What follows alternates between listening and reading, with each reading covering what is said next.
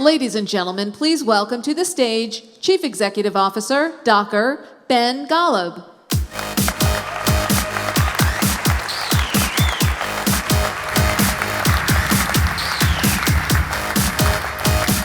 All right, hey everybody, welcome to DockerCon.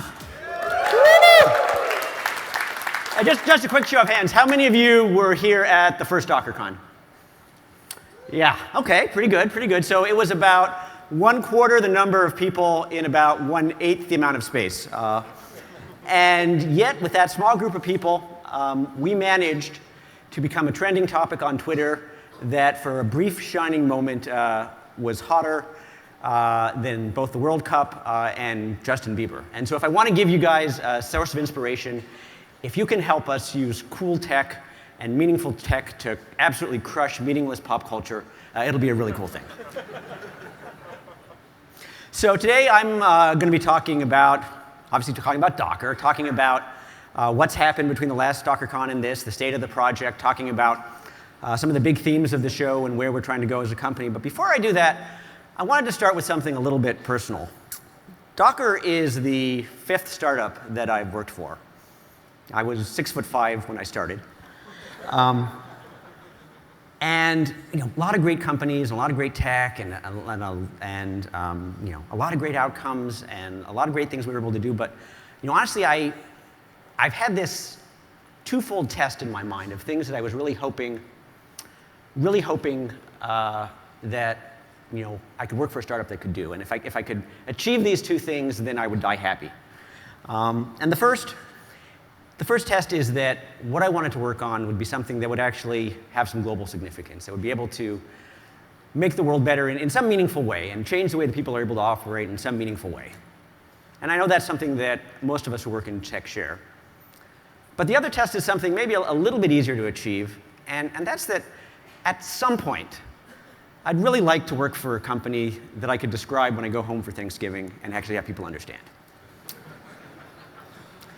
And with Docker, I actually thought I'd have the opportunity to do both. So last November, I'll start with a Thanksgiving test first. So last November, went to the big family gathering in Ohio, and I thought, wow, talk about how we can build, ship, and run applications, and there are all these great analogies we can use, like shipping containers, and ships, and trains, and trucks, and cranes.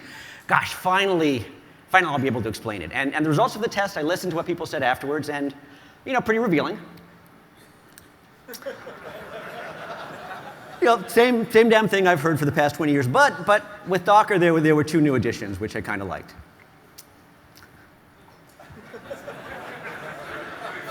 All right, so maybe passing the Thanksgiving test can never happen. But if I think about being able to work someplace of global significance, as you walk around DockerCon, as you talk to users, as you talk to people at meetups, you start to hear other interesting things as well, and this is what they say. And what you start to hear is that Docker is becoming a fundamental part of how people are building and shipping and running distributed applications, but more importantly, you hear how it's changing the way that people are working. You hear from big companies and how it's changing their ability to deliver product and how they think about the data center. You hear from small companies who could not have existed, or small projects that could not have existed without the things that this container revolution is bringing about. It's changing how people think about genomics. It's changing how people think about computer science. If you go to the Nerdalizer presentation later today, you'll hear about how Docker is enabling an entirely new way of thinking about the data center that's distributed to individual apartments, where a server can do double duty both as a server and as a radiator. Trust me, it's really cool, and I'm really glad that I don't have to explain that at Thanksgiving. But it's amazing. And if you think about the kinds of things that this new revolution is bringing about, it's awesome. And it also has taught me really that this test is really not a test for a startup, because there's no way that a group of 40 people in a turtle could possibly make a difference like this. But this is the kind of thing that a big community can solve. And this is the kind of thing that a big ecosystem can bring about. And so I'd like to take a little bit of time to thank the people in the ecosystem, in the community, for helping Docker reach this state, just a little over 2 years from the time we started. So first of all, I want to thank the people who got all of this technology going, really even before Docker. We all, of course, stand on the shoulders of giants, and I want to ask you all to join me in thanking the people who worked on things like namespaces and C groups and LXC tools and Git and SE Linux. it's really brought all of this together. And so to the giants, thank you. We're standing on your shoulders.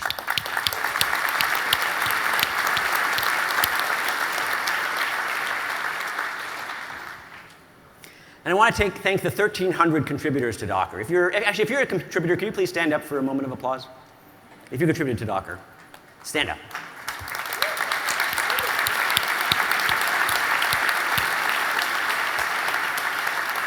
And I want to thank you for your contributions and also for your, let's call it enthusiastic encouragement about ways we can be better. In fact, because of the contributors to this community, we've actually achieved another important milestone, which is now Gordon the Turtle has company. So we had a contest as part of the Docker birthday party. We were able to give a financial donation to the Oceanic Society for every contribution that was made. And we have now adopted a blue whale, female blue whale, 15 years old, Molly Doc. And I think she and Gordon are going to get along great. It's a bit of a mixed marriage, reptile, mammal, aquatic, terrestrial. He's measured in ounces. She's measured in hundreds of tons. But I know they're going to make it work. And I want to thank the global meetup community, some of whom you saw right before I came on board, welcoming you to DockerCon. But it's absolutely amazing that we now have over 185 groups in 58 countries. On any given day, there are more people coming to a meetup, learning about Docker than are attending this conference today. And I just want to thank this amazing group of people for taking the time to teach people about Docker.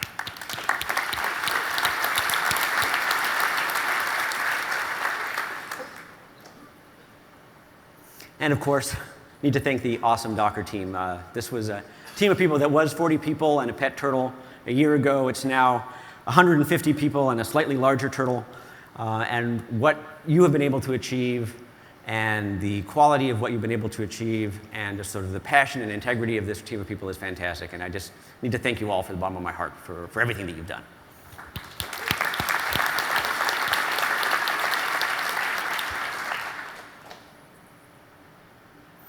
And of course, thank you to our users. And this is just a subset of the many people who are talking about Docker. And if you do nothing else at this conference, I hope you go and hear some of these amazing stories about how people are using Docker. Whether it's the GSA or Capital One or Lyft or Nerdalize, who I mentioned earlier, the creativity and the passion that these users have and their willingness to talk about it publicly is really one of the major reasons why we're able to see such progress in this area. And finally, I want to give a big thank you to the ecosystem. It's getting to the point where we're even worse than a NASCAR car. We really can't put all the great logos on the page, but I want to thank everybody who's contributing official repos. I want to thank everybody who's working in things like storage and networking and the cloud providers and people who are working on things in big data. This is really what makes Docker work, having such a tremendous ecosystem. And so for all of you in the room as well as all of you out at the booths, thank you so much for being part of the ecosystem.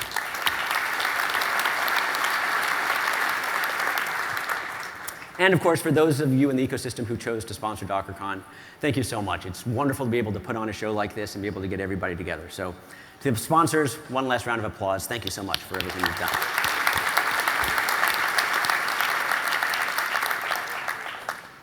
All right, so with all this great community and all this great ecosystem working, what is the state of the project now? And there's sort of one way to look at this, which is to look at it quantitatively. Now, last DockerCon, Docker was 15 months old. Now we are 2 years and 3 months old. We understand from our friends at the Oceanic Society that a blue whale gains about 90 kilograms a day, so roughly 36 tons in a year. So whales grow really fast. But how has Docker been growing? If you look at last DockerCon to this, in terms of number of contributors, we've grown from 460 to over 1,300. If you search on GitHub for projects that have Docker in the title, there were 6,500 last June. Now it's over 40,000.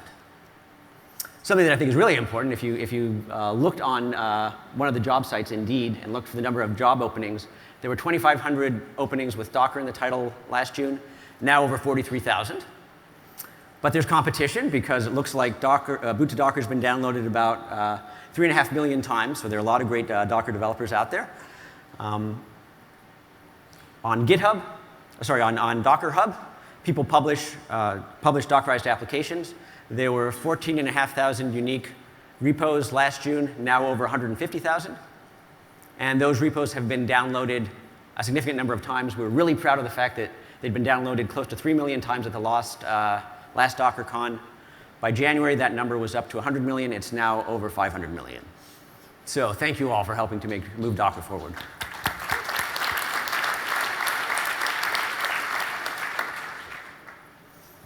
So another interesting set of numbers. Company ETRs out there, their business model is really interesting. They talk to CIOs, getting an understanding of what's happening in trends, and then they sell the results to analysts on Wall Street. They called us up this January, and they said, hey, we've been tracking something that we call net intentions to use, net intentions to deploy, and Docker is scoring higher than anything we've ever seen in our history in the 5 years that they've been doing this. And then they called us up in June and said, well, we were lying. Actually, now Docker in April is higher than everything we've ever seen before. And so on this scale, which goes from 0 to 100%, Docker is now at 97% for net usage and purchasing intentions. If you want to help us get that last 3%, we've got sales folks here, and we'd just love to hear from you later on today. Of course, adoption in the enterprise is interesting. The numbers are really interesting. But I think more than that, a lot of the things that are happening qualitatively, the quality of the code that's being contributed, the improvements that we have in the process for contributing to Docker, the depth and the breadth of the tools that are out there for everything from networking and storage and orchestration. This is really exploding.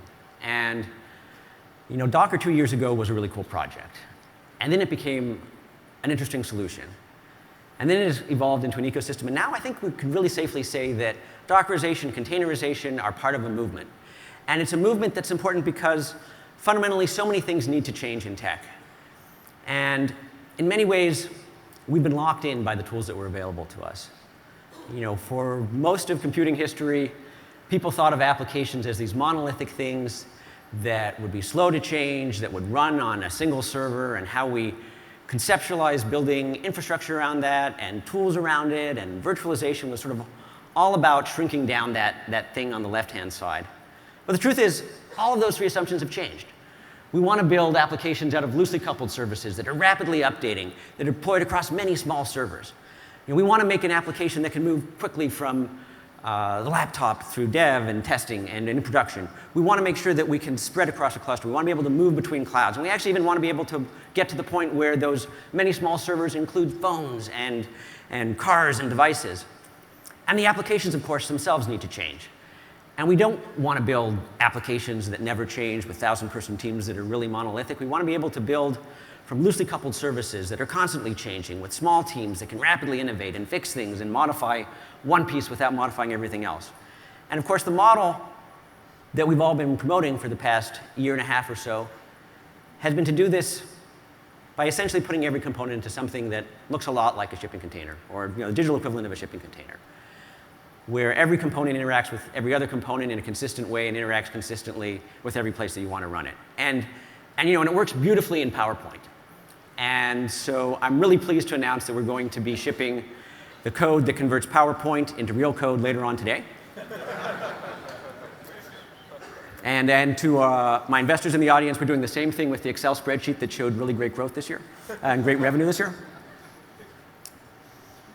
But actually, we are moving that forward. And in last DockerCon, we talked about the 5 steps that we as an industry and as a group are going to be going through. And it was interesting because in many ways, the journey that we're going through to enable distributed applications is very similar to the journey that the shipping industry did go through. There were steel boxes for a long time before somebody figured out how to turn them into a standard shipping container that's always the same size with hooks and holes in the same places. And when that happened, there was this revolution in ships and trains and trucks and cranes and a whole ecosystem built up around it.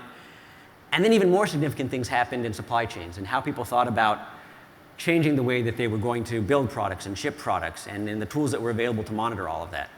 And in our world, it's pretty much the same. We started out being able to stand on the shoulders of giants with the great tools around what was called a container. We standardized it, and this amazing ecosystem built around us. But it wasn't ships and trains and trucks and cranes. It was every major operating system and every major cloud and every major DevOps tool and 150,000 Dockerized applications and users and meetups. And so now we're at a point where we've got the ecosystem in place. It's continuing to grow. And now we need to solve the problem of how do we actually not just worry about a single container, but worry about multi-container applications. And how do we make that work in terms of storage and networking and orchestration? And then from a commercial perspective, how do we provide tools that let people manage and monitor and deploy it all? How do we make it possible for people to consistently build applications, store applications, ship, manage, and deploy applications? And standing here today at DockerCon, a year after we sort of initially showed this slide, I feel pretty confident in saying the first two have largely been accomplished. And we're going to have some interesting announcements today about things that we're going to be doing to make sure that the progress that we as an industry have made don't slow down. Of course, the ecosystem is stronger than ever. There are amazing things that are happening, amazing things that are still to come. I hope you take the time to go out and see all of the booths that are out there and come to the many presentations that our ecosystem partners are helping to put together. After I get off stage, Solomon is going to talk a lot about stage 4 and everything that has now been achieved to make multiple container applications actually work and make them work across multiple different servers. And then tomorrow we'll be talking a lot about the commercial products that are out there and the commercial products that are still to come to enable you to manage it all. And so if I were sort of to tie all of this together into the big theme for DockerCon, it really is Docker in production. And at the last DockerCon, we talked about the things that we're going to do to make it possible for Docker to come into production. At this DockerCon, we're going to be talking about what we've achieved and what's left to go. And of course, if we want Docker to work in production, we have to have a real community and a robust ecosystem. And that I feel really confident we've got going well. We've also got to make sure that Docker works for everybody. And Docker has to work well for developers. It's got to work well for DevOps. It's got to work well for Ops. It's got to work well for people who like to try new things and break things and people whose job it is to keep things from breaking. We've got to make it work for people who like to build things from scratch. And we've got to make it work for people who like to build things like containers as a service or CAS, or people who want to make Docker work with their PAS, or people who want to make Docker work with their IaaS, or people who have to work with a boss who doesn't know their AS from their elbow. And if we can do that, you're going to see it today. We need to make sure that Docker works everywhere. It has to work not just on 64-bit Linux, but it has to work on 32-bit. And it's got to work on Windows. It's got to work on Smart OS. It's got to work off-prem and on-prem. And we've got it working now, and you're going to see it at this show. If Docker is truly going to work with a great ecosystem, it's got to be extensible. It's got to be pluggable. And at the last DockerCon, we talked about plugins, and we talked about batteries included but removable. And you're going to see that that's live today. Of course, we need to have solutions and roadmaps for how you bring Docker into production. And at this show, you're going to see some amazing demos about Docker and security. You're going to see some amazing demos and progress in areas like orchestration and networking and storage. And tomorrow, you're going to see how we're able to pull all of this together to give you a comprehensive view and a comprehensive solution for developing code, for shipping, for deploying and managing it. And perhaps most importantly, you're going to hear from real users. You're going to hear from people, whether it's the GSA or Business Insider or GE or Nerdalizer or Activision, about how Docker is being used in production to achieve great results. And ultimately, that's really what DockerCon is all about. I started off this talk with a picture of the globe. And for those of you who remember your introductory physics class, at one point Archimedes said, hey, give me a lever, give me a fulcrum, give me a place to stand, and we can move the Earth. And as a tool provider, there's really nothing more inspiring than thinking that you can move the Earth. And yet, if I think about the kinds of things that people are talking about doing with Docker, I think we can move the Earth. And so I want to thank all of you for being part of this journey. And remember, this is really only the beginning. Thank you.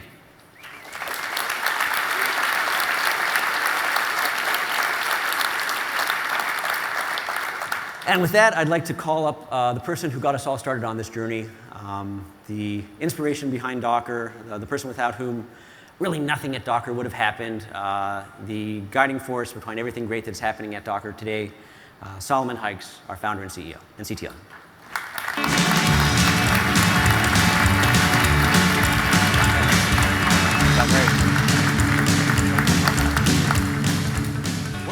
Hi, everyone. Wow, that's a lot of people. How's everyone doing? You're enjoying yourselves? All right. Well, I know you're still a little sleepy. It's OK. I'm sleepy, too. Who here was part of the hackathon? I'm just curious. All right. I heard there were some really cool hacks, so I hope I get to see all of them later. We have a lot to talk about. I'm really excited. I just want to say that after walking in the door at the conference center, I think I ran into more IRC buddies than I did in the previous 6 months. So yeah, long time no see. And welcome home. Right? This is your house. We built it together. So I hope you take advantage of it. I hope you enjoy the presentations. I hope you enjoy the talks, the sessions. I know a lot of love went into them. So let's get started. So I think pretty much everyone here knows that Docker started 2 years ago and enjoyed rapid success. I'm not sure how many people know here that before that we spent quite a few years working on basically the same thing, trying to get it work. 8 years, actually. It's going to be my 8th year working on this pretty soon. And we're going to talk about a lot of the things we've built since the last DockerCon. But I wanted to talk about the context for it, the reason for it, why we're doing all of this. And I think it's great to have a frame. Right? It's great to have a frame so that when you go to your next session, or you have a conversation, or hear an announcement, you can connect that to the big picture and say, oh, I see what they're doing here. Right? Or I see, even better, I see how I can participate in this. So I thought I'd start with why we're doing all this. This is our mission, to build tools of mass innovation. And this has been our mission, by the way, for 8 years. The original team wrote this in the world headquarters of what was then .cloud, also known as my mom's basement in Paris. And here's what we mean by that. We believe that around the world, there are countless ideas, innovations, just in gestation in the back of people's mind, billions of people around the world. And we also believe that all around the world, there is an incredible amount of new, amazing technologies being invented that could make so many of those innovations possible if only they were made available and usable to more people. And we think that's a really important need. And we think it's our job to go out there and discover and understand as many of those technologies as possible and integrate them in the form of tools and deliver them to as many people as possible. And in the process, unlock their ability to invent new, cool stuff, which in turn benefits all of us. It benefits society. And we think that's a really important function in society in general.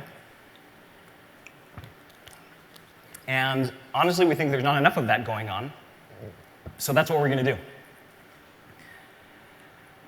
And so the question then becomes, in this process of looking for the best way to unlock the creativity of people, what is the best way for us to do that? What is the best use of our time?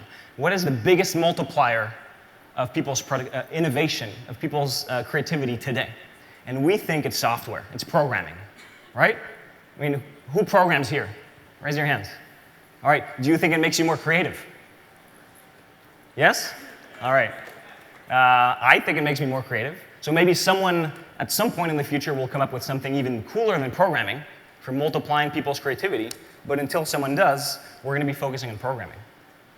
So the question now becomes, what kind of a machine out there is so cool that if we could make it programmable and made that available to millions of programmers around the world, then that could unlock even more innovation, right? What could do that? Well, if you look around and you look for the kind of equipment, the kind of hardware that's coming online and becoming available, we think there's one pretty obvious candidate. We think the internet is pretty cool. The internet is a pretty sweet piece of hardware. And it's been pretty awesome for a while, right? It's been on for 50 years now. No one's ever had to reboot it for maintenance. It's just running. It's scaling out to billions of nodes. Pretty much none of those nodes existed or were even imaginable when the original internet was created, yet it still all works. It's incredible. It's probably the coolest piece of engineering we as an industry ever created. And it's getting even cooler because of all the stuff coming online and being connected to it, right? It's not just desktop computers. It's laptops, servers, phones, watches, I hear, sensors, all sorts of integrated embedded devices, cars, homes. There's entire data banks, right? The human genome is online. I mean, if you're a programmer, that starts looking like a pretty cool thing to look at, to play with. And so the question really for us is it possible that we can take all of that, not just the individual parts, not just the car or the server or the laptop or the phone, and make the whole thing programmable? Right? As a programmer, I look at that and I say, OK, I could write some pretty cool code if all of that was just the computer. That's what I want to do. So we think that's a really interesting problem to solve.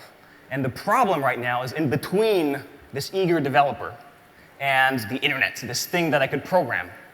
There's a selection of software platforms that are each great, but don't cover the whole thing.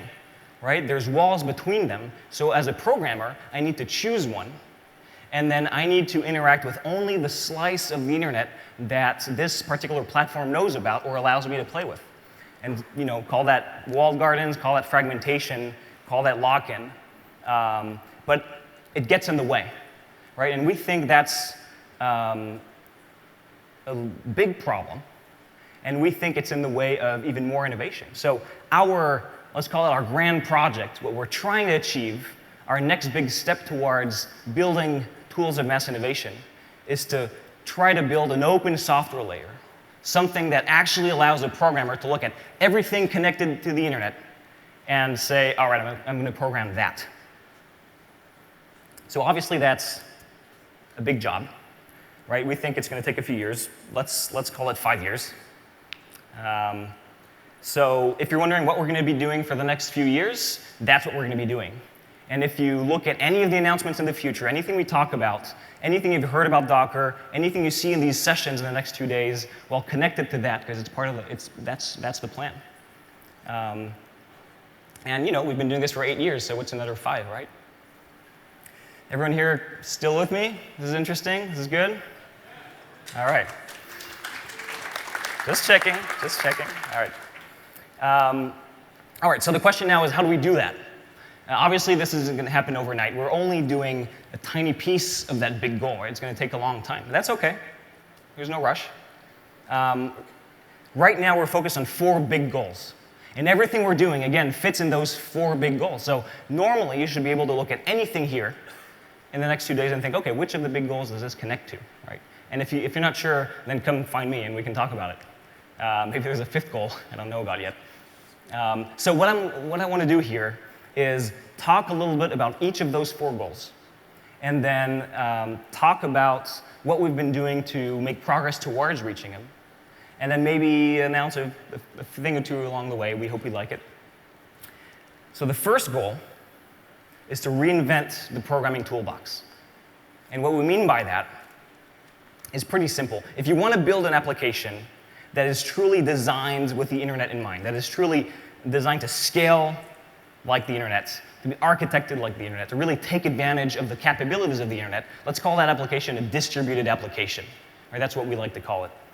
The problem is the experience of building that application is not great. It's too hard. It's harder than it should be because the tools are not adequate.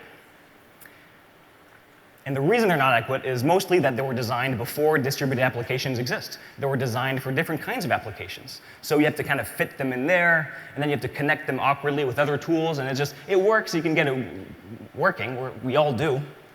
But it's not awesome. And we think it should be awesome. So we think the developer experience is absolutely critical to moving forward, to building better software. It's not just technology, it's the experience of assembling it together. And so we think developers deserve a toolbox that is actually designed for the task at hand, for building distributed applications. So we want to build that. And we want to build it in a specific way. We have a philosophy that we follow. Excuse me, it's really dry in here. Dramatic suspense. We call it incremental revolution. That was a good spot to drink my water. So this is the principle that we follow when trying to reinvent the developer toolbox. And it's really simple. Basically, it means, hey, don't try to do it all at once. Right? Don't try to imagine every problem every developer is ever going to have ever in trying to build these applications, and then try to solve it all at once in a giant magical toolbox. Because it's not going to work. You're going to fail. And even if you do something pretty good, then the problem is no one's going to use it, because no one wants to throw away all of their tools. No one wants to rethink everything they're doing, right? People have a job to do. So instead, our approach is to say, follow these 3 simple rules. Rule number 1, find the next fundamental problem that's in the way of the developer, that really gets in the way. Rule number 2, solve that, but in the simplest possible way. Don't go overboard, don't over-engineer it. You can improve it later. Just fix it, help developers now, and then move on to the next problem. Sounds simple enough. The goal is still to make a big change, to really reinvent the toolbox, but you got to go about it one step at a time. So that's our plan. We're trying it. And so then everything we've been doing over the last 2 years for the developer, you can think of in terms of that methodology. So first we looked at one fundamental problem, the problem of runtime. And the problem is basically, hey, I've got code, and I'm building a distributed application, so it needs to run in multiple machines, right? So how do I do that? How do I make sure the same code can run repeatably across completely different machines? Well, you got to solve that. So we introduced a tool called the container runtime, right? So we attacked the problem of repeatable runtime first, using OS containers and all of that. You know all about that. Then we moved on to the next problem, packaging and distribution. OK, so these machines are going to run my code, but how do I get my code to the machine? How do I make sure they actually get there, it's actually the same thing, and the runtime receiving it actually knows what to do with it, right? That's packaging and distribution. So we introduced the Docker image format, the Docker registry, and let's call them the Docker distribution tools, right? And that was a first step towards solving that problem. Next problem, service composition. So distributed applications, it turns out, really benefit from an architecture where you break down the application into discrete services, and each service encapsulates one functionality of the application, and that has great properties, right? You can scale them independently, you can manage them independently. It's easier to reuse components, it's easier to maintain the application over time, et cetera, et cetera. You'll hear a lot about all that great stuff in other sessions. I'm sure a lot of you are familiar with it. But still, tools for that are not easy to come around. Not native tools.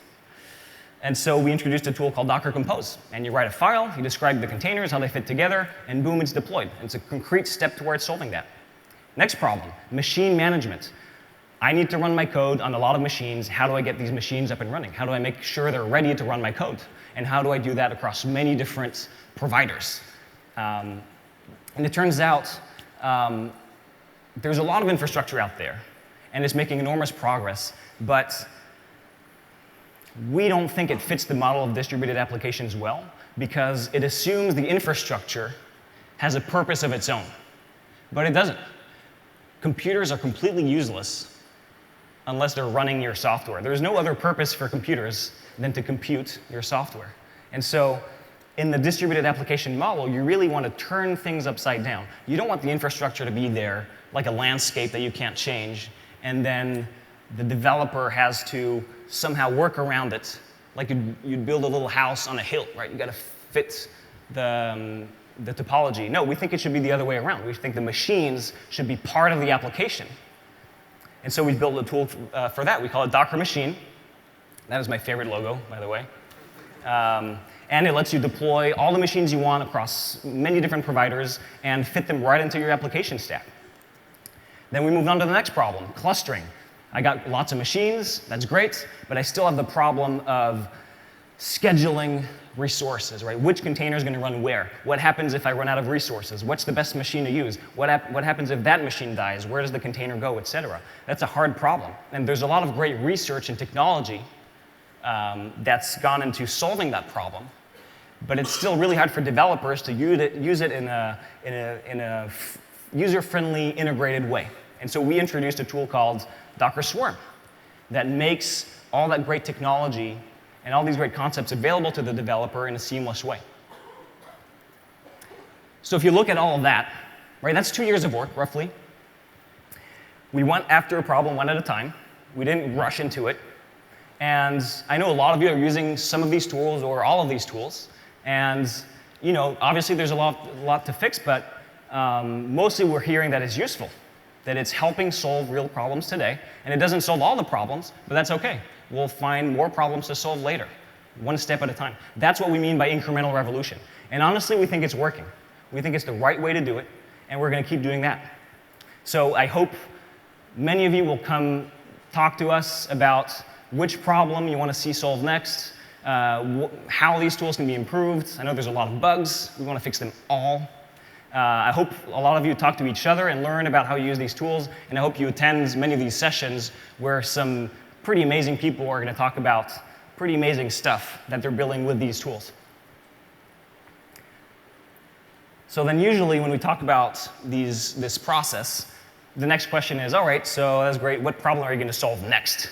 And there's a lot going on. For those of you who've checked the GitHub repos, there's a lot of activity. It can be hard to figure out, OK, lots of activity, lots of development. I want to kind of get a taste for what's coming next.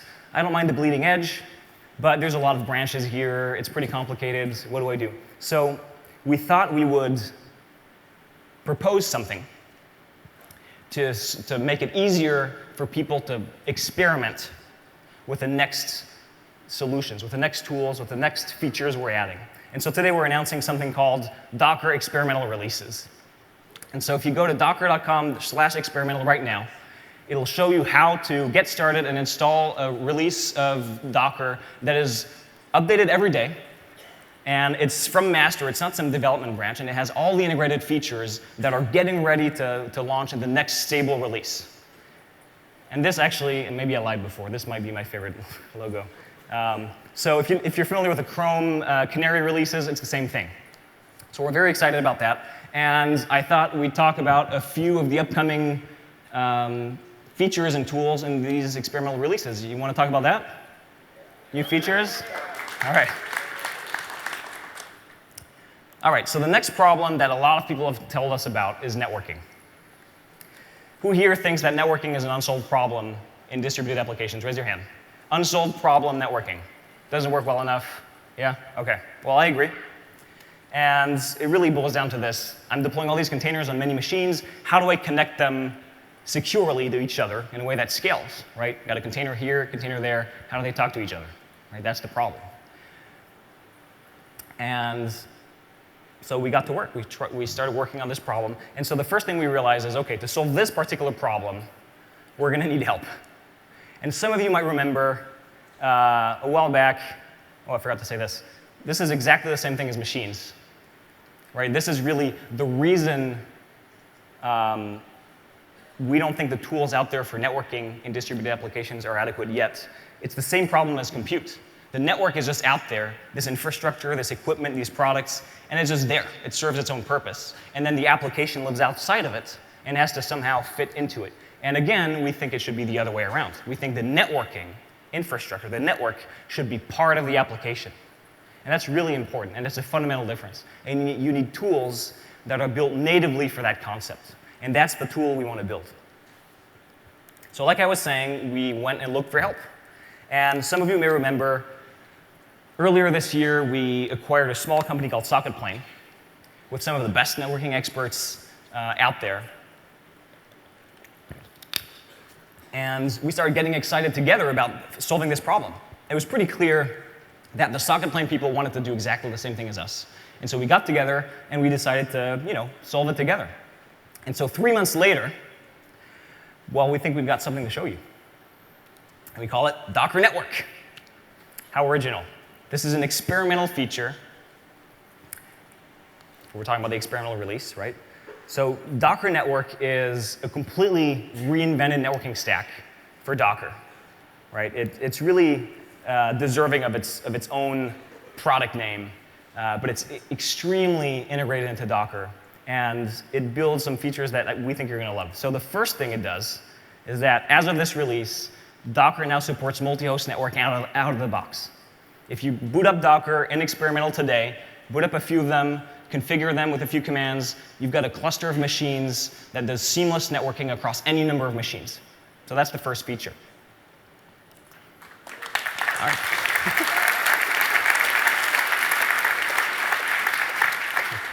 I was thinking, hey, an awful lot of people in this room ask me for this a lot. How come they're not clapping? All right. The second thing that this does, and this is really exciting. So we considered stopping there and saying, OK, this takes care of it. Let's move on to the next problem. But I got to say, the socket plane people and some of the core Docker engineers were really on a roll. So we kept going. So this stack, and honestly, it's amazing. It's probably the most exciting feature in Docker since the beginning. It's the one I'm the most excited about. It has microsegmentation built in. That means you can create and manage any number of virtual networks dynamically on any of the machines. Any network is available on any other machine. And you can use those networks to assemble basically any topology you want. You can connect any container to any network. You can connect one container to multiple networks, so you can set up all the DMZs you want. You can enforce all the security policies you want. You can insert probes and firewalls and go crazy. So IT loves this because they can secure their infrastructure, scale their infrastructure without bothering the developer, because all of this is built on industry standards. That means there is no 12-factoring, rebuilding, re-segmenting, re-servicing your application. You just take your application, and it works. And you just take your existing networking infrastructure, and it works. You don't need to rewrite code. You don't need to rip out your infrastructure. You drop in this new networking stack, and you start playing. It's really that easy. All right. I agree. I think that's pretty cool, too. So another really exciting feature is that baked in there is what we call standardized service discovery. And this is a really big deal. One problem we've heard a lot is that even though the container is portable, well, the connections between the container sometimes is not. And the risk here is that one container is specific to one particular service discovery method, and another container is specific to another. And that's a problem because then you lose interoperability. So instead, we've introduced a standard interface that a lot of you know. It's called DNS. So if your container speaks DNS, then automatically when it's run inside Docker, there's a DNS interface made available to it that allows it to discover any container that you have decided that it can see based on your topology. So that's a really exciting feature, too.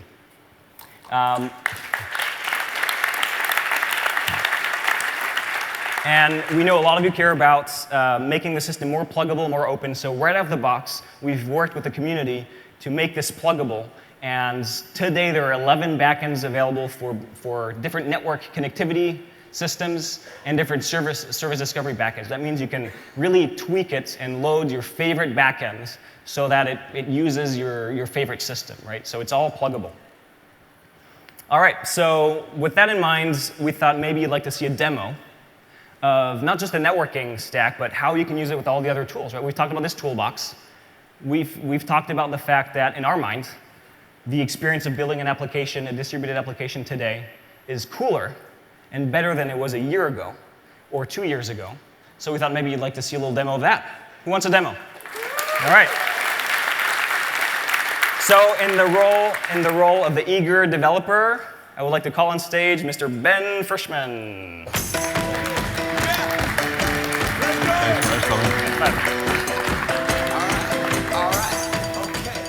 All right. Hi, everyone.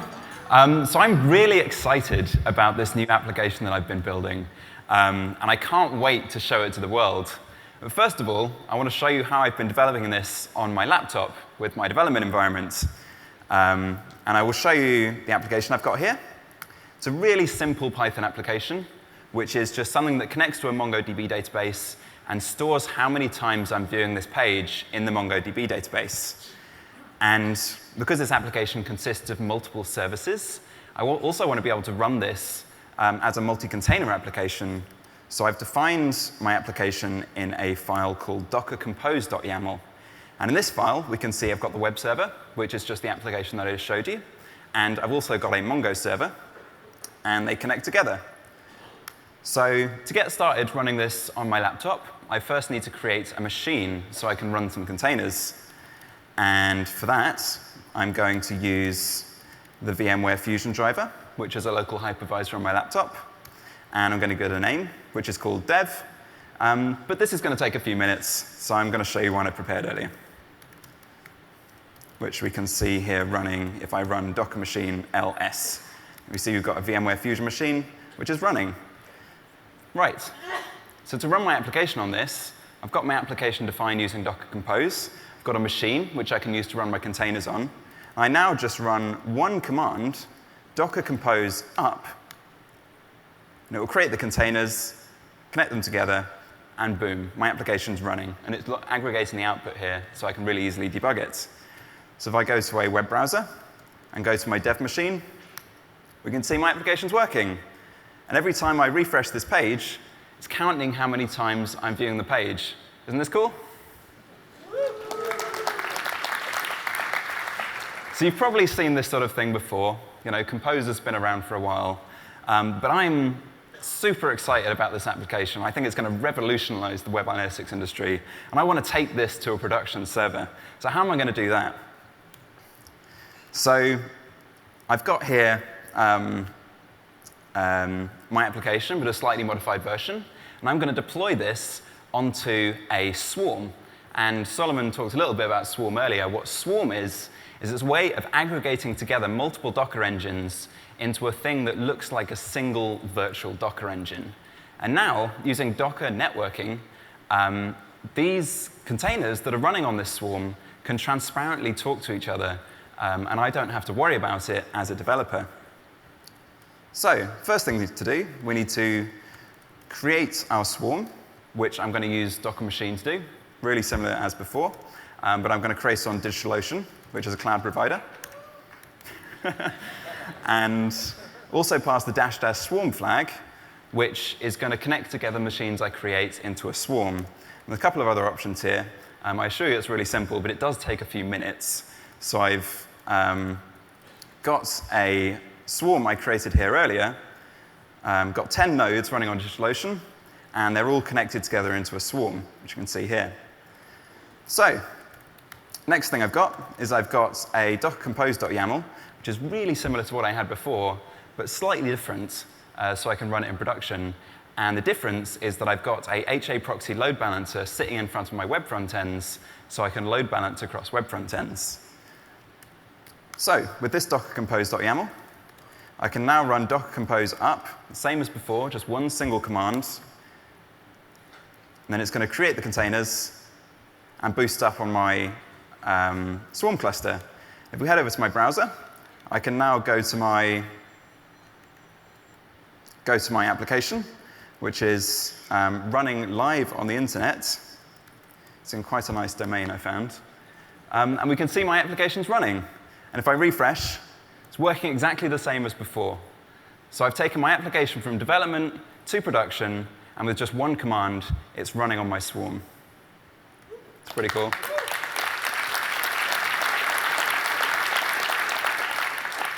So we can see here a visualization of my swarm running. We've got the load balancer over here. We've got the MongoDB database. And we've got the web server that's running on a different swarm node. And these things are all able to communicate with each other because of Docker networks. So my application has landed on Hacker News, and it's going all around Twitter. And it's struggling to keep up with the load. So what do I do here? I've got all of this spare capacity in my swarm. I want to scale up my web front ends to use some of this capacity. So I can use Compose to help me with this. If I run Docker Compose scale, and then say which service I want to scale, web, and then say how many I want to run, I can scale up the application with one command. This is going to create 49 more containers on my swarm. Take a couple of seconds to start. Go back to the visualization of my swarm. We can see some of our web front ends start to show up here, all spread across the swarm evenly. And if we go back to my application, we can see that my application is still working, hopefully. Sometimes HA proxy needs a bit of time to boot up. Let's open this again.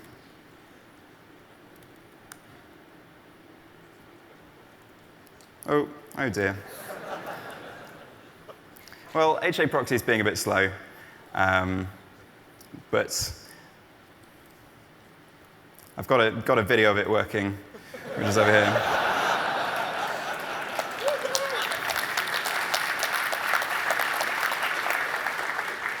If we skip forward in the video, Unfortunately, QuickTime's crashed. Oh no. Why is it not skipping forward?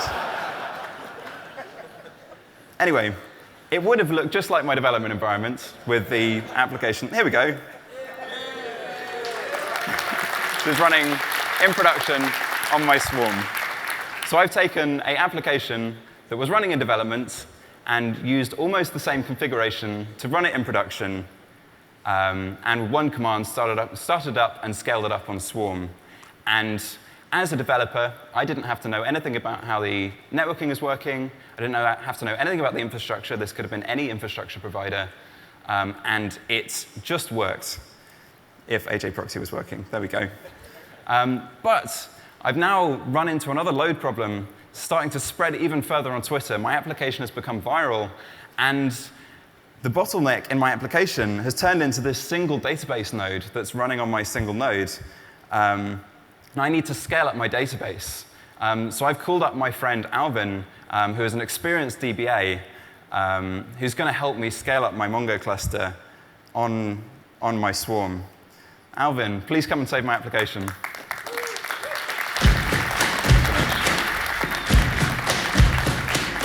OK, so thank you, Ben. Your application is super awesome. But I am the senior DBA for this project, and I haven't lost all my hair because I worry about availability, the fact that we need multiple copies of this data. We've got multiple data centers to deal with. So that's my worry, hence having no hair at the moment. So let me go and I've been working on my own compose file. And so what I want to do is starting to describe my new MongoDB cluster. I want to build a 9-node cluster. So right here, we've got the MongoDB service, which Ben defined in his compose file. And what I'm now going to do is extend it with all the other nodes in my cluster. So I'm going to go into the details of this in a second, but let's actually start this cluster up. Now, I'm no networking expert. I spend my life love and caring for databases, not love and caring for networks. And so what I want to ensure is that when all this cluster comes up, all of the nodes are connected correctly, all the firewall rules are right, all of the IP tables are sorted out for me. So let me go and, I need to do Docker compose up. And what this will now do is start my 9-node cluster. And as you can see, there's the first node.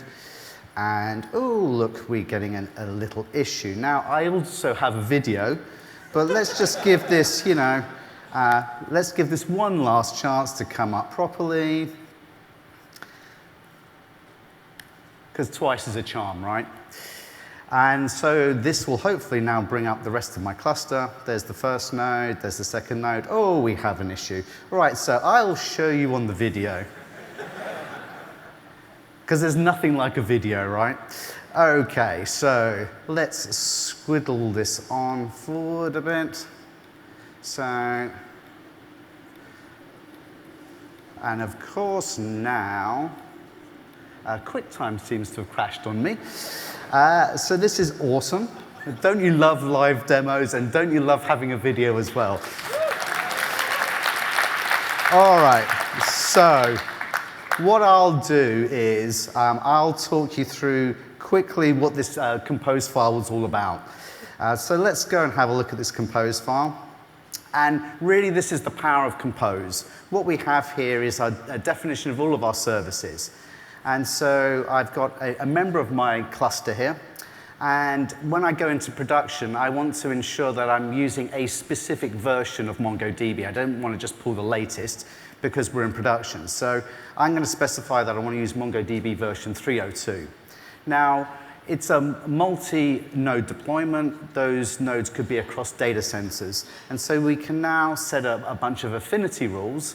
And the affinity rules will ensure that particular nodes will be sitting on different parts of the data center and ensure that particular containers won't be sitting on the same physical host.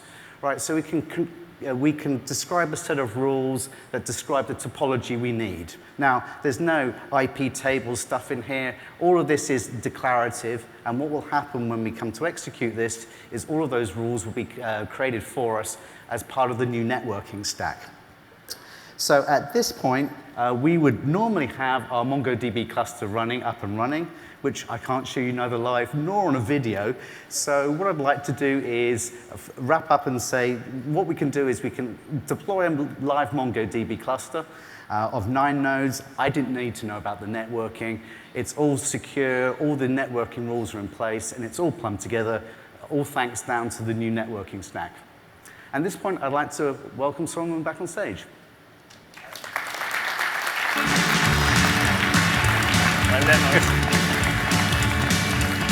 All right. Well, for the record, I was the one saying, no, it'll be fine. We'll show experimental live on stage, no problem. So I guess you guys were right. So now you know why it's experimental. All right, so first I want to call out to as many power users as possible to go and help reproduce this. If I don't know where the problem comes from. But the reason we put together experimental is to put together a group of people who are running this kind of thing outside of production and trying as many possible ways to break it before it hits stable. So I guess you just witnessed exactly why it's great to do that. So moving on to the next problem that we wanted to solve with the developer toolbox. If my slides come, oop, nope. All right, so the next problem is extensibility. And this is something that we've heard really for a long time, but it's really difficult to get right. And if you follow the GitHub repos, you've probably, just like me, stopped counting the number of threads on this topic. How do we make the Docker toolbox extensible in a way that is not completely stupid? And it really boils down to, I'm a developer. I love that you're adding new tools to the toolbox, and I can pick and choose, et cetera. But there's always another tool that I like, and I've used it before, and I want to integrate it into the existing toolbox. So how do I do that? And so we've been looking for an answer to that. And today, in the experimental release, we finally have something for you, and we hope you like it. And we call it, very originally, Docker plugins.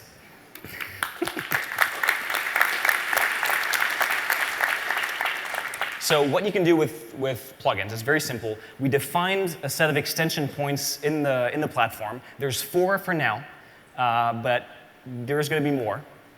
And using these extension points, you can insert additional software to modify how the platform implements these functionalities. And so using that system, you can modify the network backends. So the whole networking stack we talked about before is completely pluggable. We talked about these 11 available plugins in the previous segment.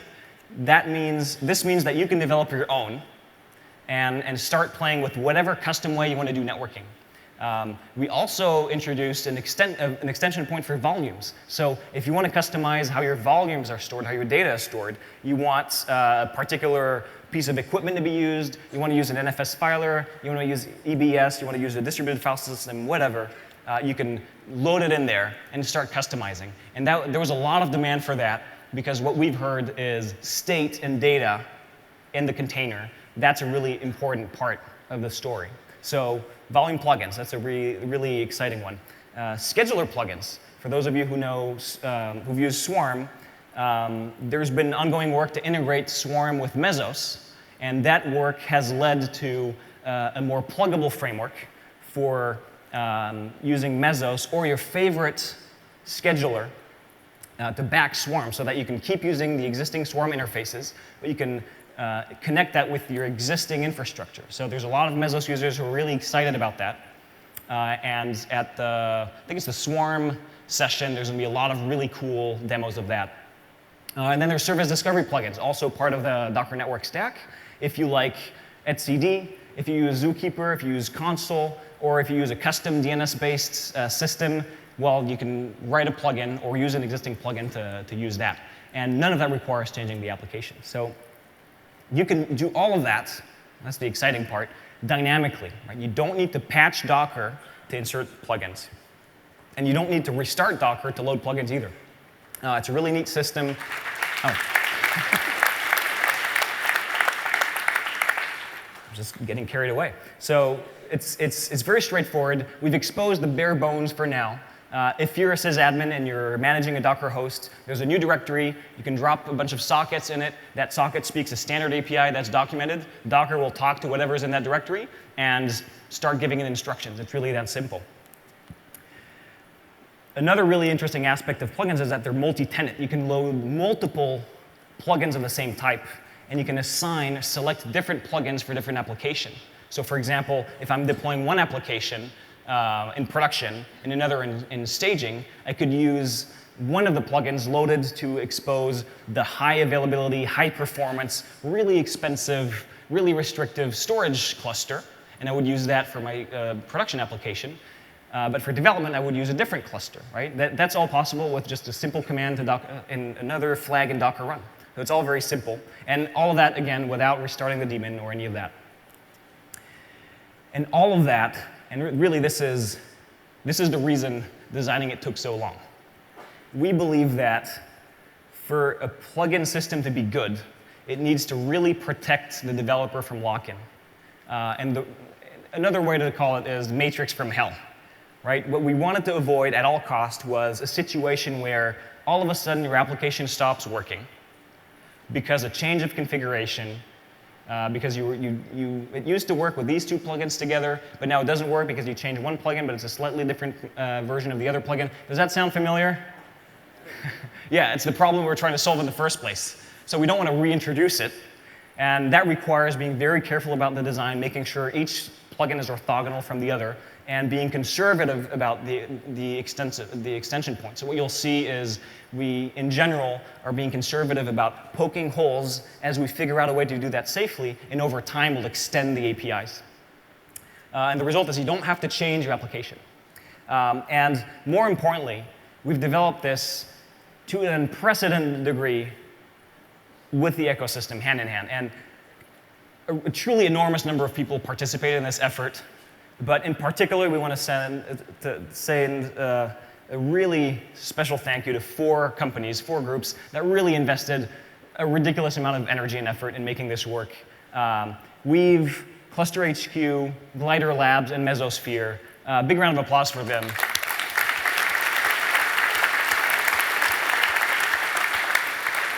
And a lot of people put effort in there, and we hope, and we're seeing already, that a lot of people are scrambling to build plugins and make sure their plugin is the best possible plugin, and that requires a lot of energy.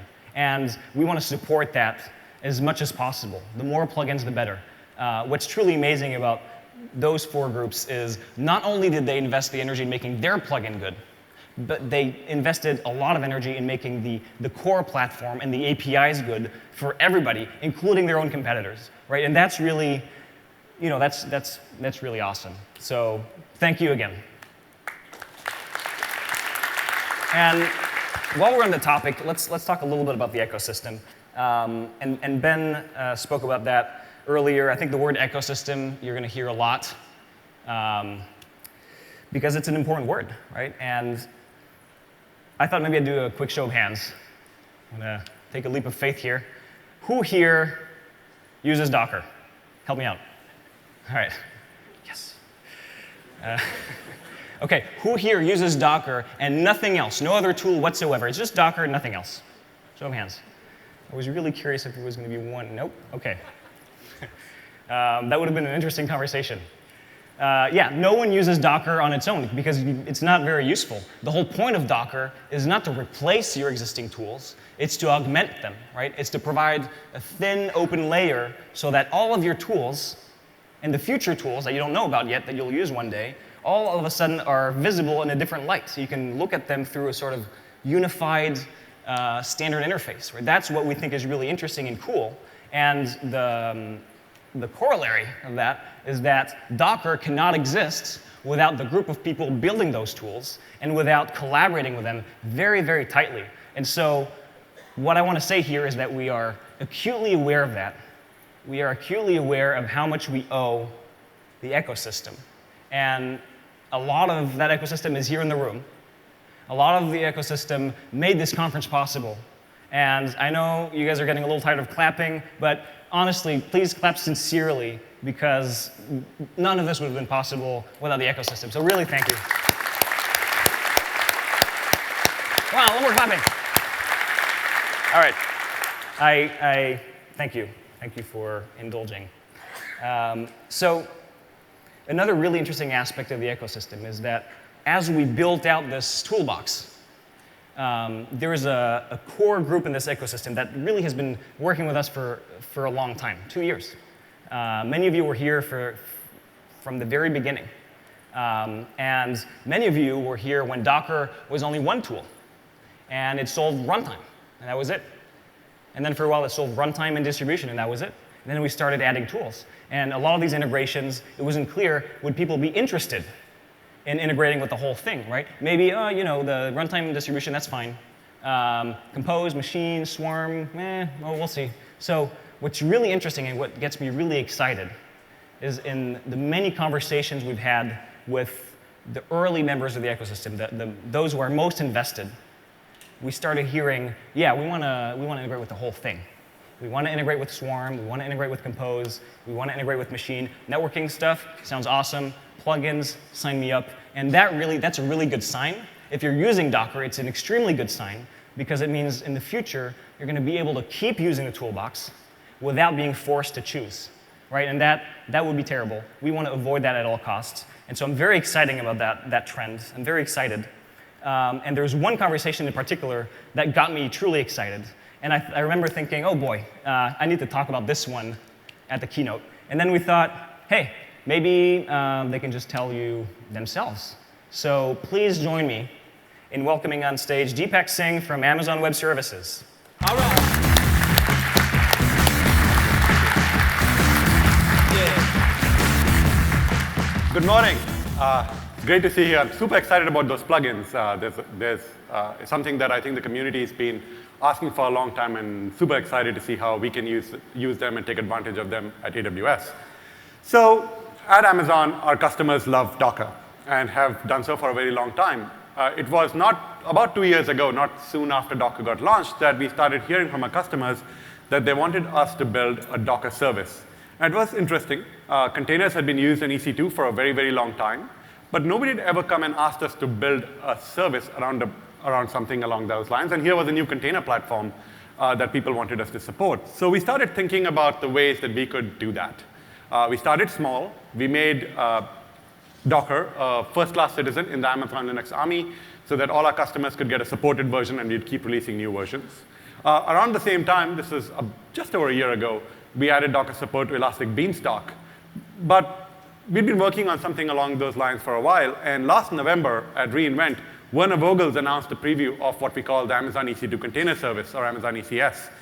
And Amazon ECS came out of us working very closely with a number of customers on AWS who wanted to be able to use Docker as an application platform and then scale it along with their other applications. And we got great feedback before the preview, and especially during the preview. And a couple of months ago, just down the road at Moscone, we announced general availability of EC2 Container Service. There are many reasons that people wanted us to build a container service, but the main thing that they wanted us to do is what it delivers, which is it's a service that's designed to run Docker-enabled applications. So your job is to take your applications, encapsulate them into Docker containers, and then use ECS to run and schedule them across a cluster of EC2 instances. We take care of all the, what we call the muck of cluster management, state management, making sure that failed containers restart. You can check into a load balancer, drain connections, all the stuff that people want to do but have to deal with a lot of unnecessary heavy lifting. And that's what we delivered. And one of the things, especially that people like using about the service, is the scalability and performance. So here you're seeing two graphs. They're both over a 2-day window. I guess about a month ago. The graph on the top left is number of instances in a single cluster. You're scaling from about 200 to 4,000 and back down. And the graph on the bottom right is 50th percentile and 99th percentile latencies for our two of our most common API calls, which is describe task and describe cluster. And what makes people really happy is that even as their clusters scale from about a couple of hundred nodes to 4,000, your 50th percentile latencies essentially stay low and unchanged. You don't have to do a thing to change that. Using the same API, so you can start on your laptop, scale your application, and keep scaling it. You don't need to change your management infrastructure at all, or even think about it. What makes me especially happy is the 99th percentile latencies, which are still really low and tight, because that means even your outlier latencies are still really good. And that gives people a lot of peace of mind. They can focus on their applications and not worry about scaling the clusters themselves. And the use cases that we've seen pretty much every single use case you could imagine. Here's just a few. Coursera has a new program testing infrastructure that they have for their programming classes that they are built on ECS. Halo is a company that is a well-known Docker-based microservices architecture, which they've moved on to ECS, where they focus on the scheduling, they focus on the service discovery aspects, where they've spent a lot of time, and then leave the back-end heavy lifting to us. And Remind just blogged, I think last week, they had a really nice blog about how they've built a platform called Empire and open sourced it, where they take care of the usability, the application deployments, et cetera, and then leave the parts of managing consensus, managing state, managing the cluster to ECS. So that was awesome, and we've had a number of great use cases. But one thing kept coming up. Everybody said, we usually start a development on our laptops, and we'd like to be able to do so with a common tool chain. So we are engineers. We started thinking of all the cute and interesting ways that we could make that happen. Some very interesting diagrams came about how the workflow would work, but sometimes the truth just stares you in the face. We've started working with our friends at Docker, and it's been a great collaboration, and some of the new features help a lot, which is later this year, we'll deliver the ability so that you can use Docker Compose and Docker Swarm directly to launch ECS clusters. So you can keep your Docker native experience. We're using the Docker CLI. Nothing changes. But if you want to scale your applications, take advantage of some of the scalability and performance that you just saw, you can just use Docker Compose up. It'll point to an ECS cluster, and at the back, you'll be running an EC2, and you can scale the applications appropriately. So we are super excited about this feature. We really want to talk to you about how you would use it, so drop by. Happy to talk, and it's been great working with Solomon and his team at Docker, and we are looking forward to doing so even more. Thank you. Thanks, that was great. All right, how exciting. Thanks again, Deepak. I'm going to go play with this later today. And actually, speaking of later today, one thing I forgot to mention earlier, plugins and ecosystem session. There is in your program today a session called a Secret Gordon session. And that Secret Gordon session is going to be members of the community, including people from Weave and Glider Labs and Cluster HQ, going into more technical detail on the plugin system, how it works, how to use it, how to create your own plugin. So if you're into that kind of thing, I encourage you to go check it out. All right, so that was the first goal. We talked about reinventing the developer toolbox. And now I want to talk about the second goal in this grand enterprise of ours, which is to build better plumbing. And what do we mean by that? Well, if you're building a developer platform, if you're helping developers build distributed applications, which we saw previously involves making the infrastructure itself, compute, network, et cetera, part of the application, make it really programmable. Well, you're going to need a lot of what we call plumbing. You're going to need a lot of low-level software components that do a lot of the dirty, hidden work to just keep it all running, glue it all together. We're talking about security tools, storage, logging, networking, isolation, monitoring, you name it. The whole world of infrastructure plumbing is the foundation for this developer toolbox. And it turns out right now, well, that plumbing needs a lot of work, right? Because there's this rush of developers just rushing to build amazing stuff with these tools, right? And the internet is awesome, but it's also pretty old. And a lot of the software that's been running it was really not designed to sustain such a giant rush of applications and people just throwing code at it at such a large scale. And so there's a lot of work to do to improve the plumbing. And all around the world, there's a huge community of people, let's call them the infrastructure plumbers. And that's basically their job or their passion, or hopefully both, just fixing the plumbing, building better plumbing so that people can build on top of it. Who here considers themselves an infrastructure plumber? All right, so everyone else, buy these people a beer when you can, because they're doing a lot of the dirty work, under the hood, and everyone else is building on top of it. And that includes Docker, right? We build a lot. We use a lot of plumbing.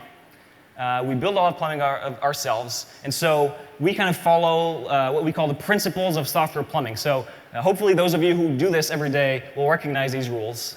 Those who don't, well, maybe you'll learn something today. And the rules are really simple. Number one, whenever you can, reuse existing plumbing and then contribute improvements back to it so that everyone benefits. Rule number two, when you have to build your own plumbing, make it as easy as possible for others to reuse it and contribute back. That way everyone benefits and the pool of available infrastructure plumbing grows and everyone benefits. Rule number three, follow the Unix principles. They've been around forever. And it's basically, it boils down to this. Build small, simple tools, not large, complicated ones. It's really that simple. Just follow that rule, you'll be fine. Rule number four, whenever possible, define standard interfaces so that all these small tools can be combined and assembled in a predictable way to build larger, more complex systems without losing reliability, scale, security, etc. And if you follow these rules of plumbing, mostly you'll be fine. It turns out it's really hard to follow them, but we try. So the relationship between Docker and plumbing is a really rich one. And the first aspect of that relationship is that Docker uses a lot of plumbing. Docker is built on top of plumbing, right? We talked about runtime earlier. Well, to build a repeatable, portable runtime that works across many kinds of machines, you need to utilize a lot of that plumbing. Things like, obviously, Linux, the isolation features of Linux, namespaces, C groups. For security, there's things like SELinux, AppArmor. We use layered file systems, AUFS, BetterFS, ZFS, you name it. For the delivery of images, you need to use tar, right? You need to use rsync. For securing it all, you need SSH. You need OpenSSL, and on and on and on. Now, all of this is built by a community of thousands of people, and we're building on top of their work. So we're extremely thankful. I'm not going to make you clap another time, but just know that everyone that is building, let's say it differently. If you see anyone at this conference that tells you they've contributed to one of these projects, buy them another beer, just in case, or whatever their favorite beverage is. So Docker's really built on the shoulders of giants, and Ben said that earlier. Our other relationship to plumbing is that the Docker project and the group of 1,300 or so contributors has been building a lot of it also. And especially in the last year, as the number of contributions grew, and we started receiving this fire hose of patches. I mean, we receive hundreds of patches a week.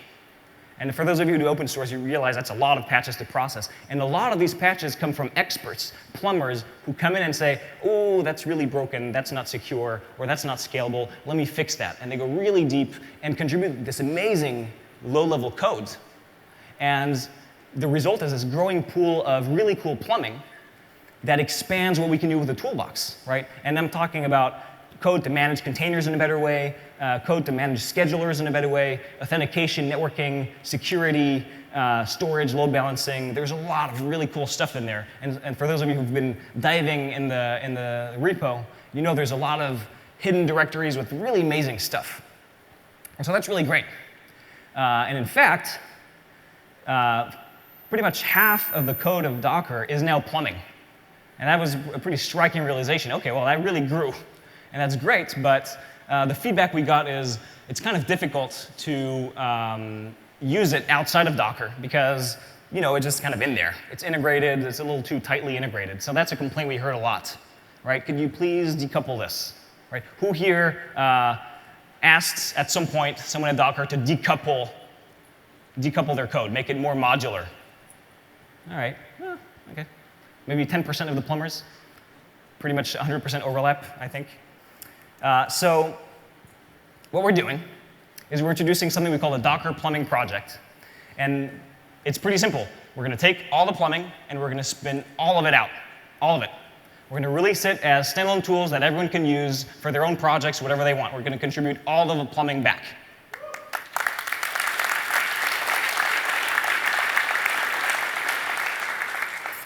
So obviously, that's a lot of work. It's a lot of refactoring. It's a lot of designing. So the first thing I want to say is we're really going to need your help here.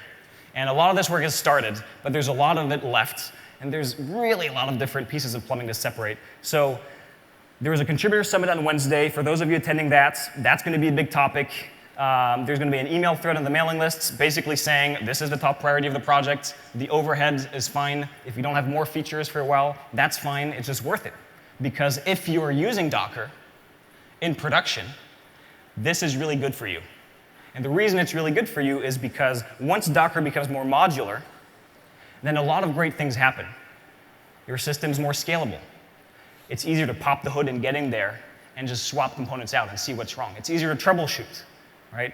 It's easier to harden a piece. It's easier to secure the whole system, right? And so you start getting something that's more scalable, more reliable, more secure. And we think this is really going to help Docker as a platform make it to the next level of scale and quality and production readiness. And we think that's important. So it's worth the effort. It's worth spending some time having less features. We're totally fine with that. But we're going to need your help. So there's a hashtag that we're setting up. Let's see if anyone uses it. I hear from plumbers that they don't like Twitter, so we'll see. IRC is fine too. So again, this is going to take a while, but we thought we'd start by introducing a few pieces of plumbing today, just to give you a taste of what's possible. So we're going to talk about two pieces of plumbing today. The first has to do with security. And security is a big topic for Docker. As you know, we've been working really hard to make Docker the most possible platform to build and distribute applications end to end. And we really care about that. We've built an amazing security team. They're hard at work with the core Docker engineers, building security into every aspect of the platform instead of just tacking it on. And for them, breaking out all the plumbing is awesome because they get to go and look at each component again and redesign it, rebuild it for security. Or as the other engineers say, they get to bother everyone. So we're all very excited about that. And in the process of doing that, they've attacked one particular problem, that is the trusted delivery of content. Cross-platform delivery of content. It turns out that's really not a solved problem today. If you're a developer, you want to share your work with other people in such a way that you can trust that the content will get to them unmodified, and they can trust that you are who you say you are, and the content is not malware. Well, that's really hard. You get that in some monolithic platforms, but if you want to do it in an open way across any content, any platform, then it's really hard. You're basically stuck with curl pipe sh, which, as we know, is not the right way to do it, or at least not ideal. So our team's been hard at work trying to solve that, and the result is a tool we call Notary. So Notary is a trusted publishing system for any content. And it's a piece of plumbing. It's not part of the developer toolbox. It's not intended for developers to use directly. It's intended for people building systems to pick up and integrate into any system. And of course, we're going to integrate in the Docker developer toolbox as well.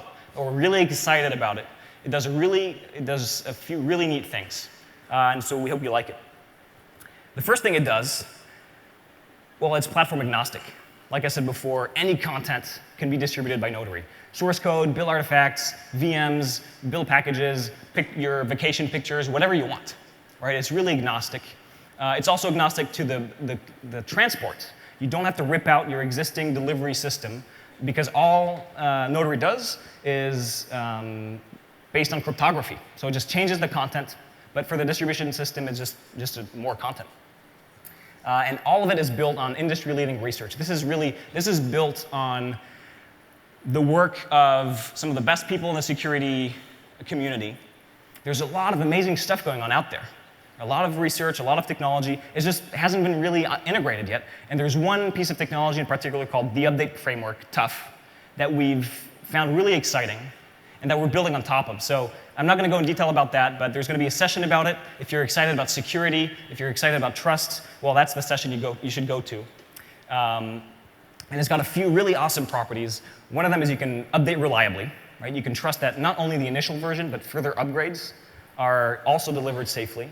You get proof of origin. What's this content? Who produced it? I can trace that back with certainty. It's resistant to untrusted transports, which means you can scale delivery to any mirror available. You don't need to trust the mirror.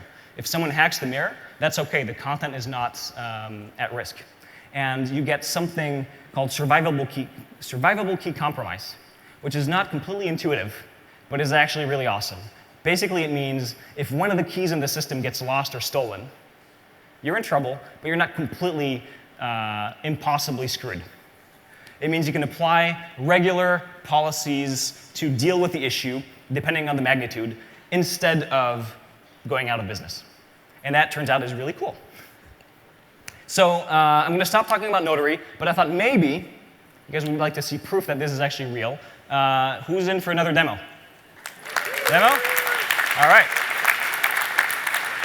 So I'm going to call on stage Diogo Monica from the Docker security team, who's going to show you a little bit about Notary.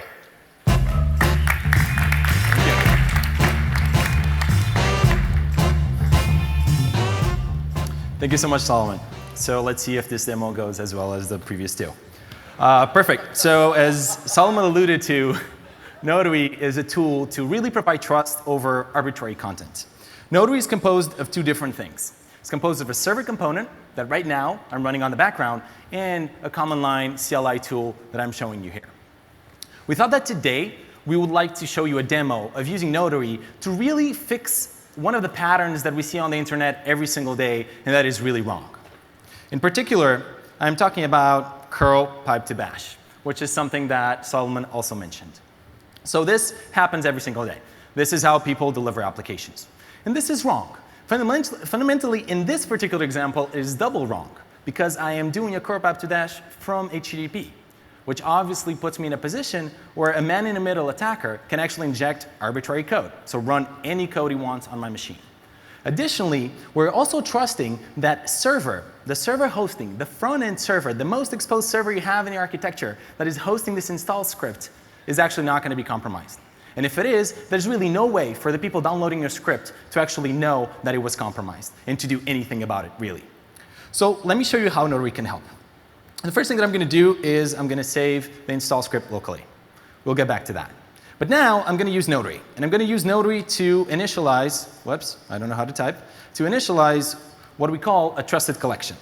Let's call this diogomonica.com/scripts. OK, so what's happening in the background is Notary is generating a set of keys. Different keys, actually, because there are different roles in the system.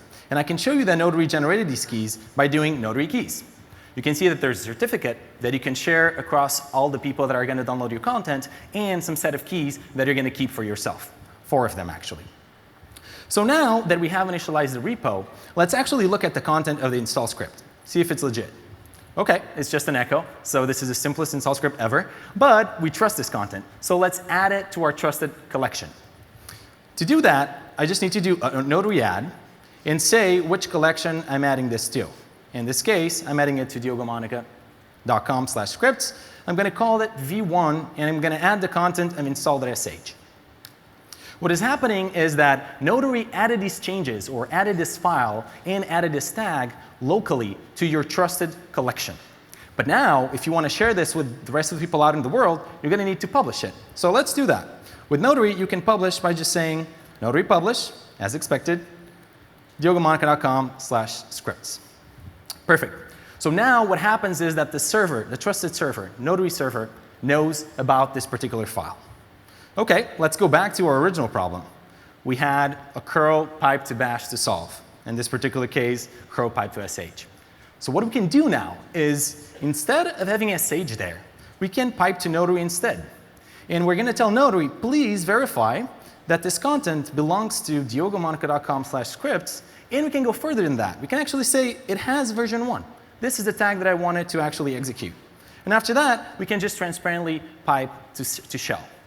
What's happening here is that Notary is working as a filter. So it ensures that anything that gets piped to shell is already verified through our trusted content. So we're going to see it's going to execute the exact same script that I installed before because we added it to our trusted collection and pushed it out. Unfortunately, we are running a vulnerable PHP application on our server. Turns out somebody has an application that has a remote code execution. If it's PHP, this is all too common. So now what happens is that some attacker out there realized that if he adds shell to our application and he calls out to system, he can actually inject arbitrary code. And this is what I'm doing here. I'm calling a ps-ef to our system. And as you can see, I've been able to get all the processes running inside of container. So we're doing hacking live. But if I was a really malicious attacker, I would not just do PS, right? I would do probably something better. So let's be malicious for a little bit. Let's do something worse. Instead of system PS, I'm going to do the following. I'm going to echo rm-rf/, and I'm going to echo it to our install script. That sounds great. So now what's going to happen is that everybody that downloads and executes our content is essentially having their system removed. Perfect. Back to our console. So now I'm going to execute the exact same command. And given the way demos have been going today, one of two things is going to happen.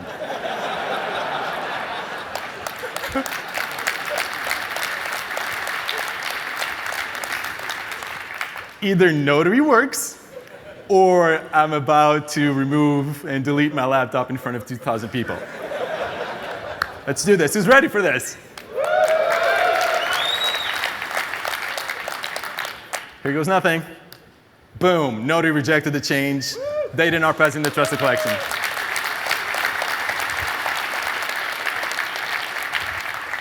So now that we're off of the dangerous part of the demo, I would like to tell you about something else. Notary is, as Solomon mentioned, really just a CLI utility. It's outside of our Docker toolkit. But the reality of it is that it operates on trust of arbitrary collections. And guess what? There's one collection that I'm really passionate about. It's called containers. So let's see if I can use Notary to actually protect containers. In particular, what I'm going to show you is a very experimental integration between Docker itself and Notary to validate containers. So the first thing that I'm going to do is I'm going to initialize a new collection. This one is going to be called docker.io/diogomonica/myapp. So it's going to be an application right there. Whoops. I'm going to have to add init. And now the same thing is happening. It's generating a set of keys for me so I can sign this content with. But now, instead of using Notary for the next operations, what I'm going to use is Docker dev, which is a modified version of Docker that I have locally that is integrated with Notary. And I'm going to use it to build a container. And I'm going to build this container right here. So I built it. So now let's use Docker dev to push it to Docker Hub right now. So let's do push. And let's push this content and tag it as latest. OK, so now this is going out to the internet, to Docker Hub, putting the content there. Note that I didn't modify anything. This is real Docker Hub. This is running in production. And I can show you that Notary is actually integrated with this by just calling Notary to list all the targets that it knows about this particular trusted collection. So we can see that Notary knows about latest, which is exactly the thing that we pushed on Docker dev. Perfect. Back to Docker dev. So now what's going to happen if everything goes well is when I do Docker dev pull of the exact same content, it's going to tell us that it's verified by Notary. And there we go. Image successfully verified using Notary. So we have trust over containers that are being hosted on Docker Hub right now. So the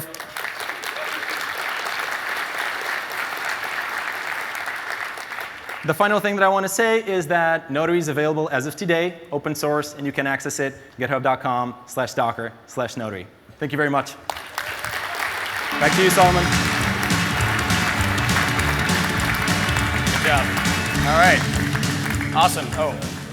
So Notary is available today at, unfortunately, not notary.io. That would have been cool. And notary.cool, maybe, in the future. But for now, it's on github.com/docker/Notary. So go check it out. Go play with it. So I want to talk about the second piece of plumbing. I guess I kind of spoiled the surprise here. I just want to ask, who would have guessed that this was going to be the next piece of plumbing? Nobody. OK. All right. Surprise. So there's one piece of plumbing that is particularly important for us. And that's the plumbing to manage OS containers, right?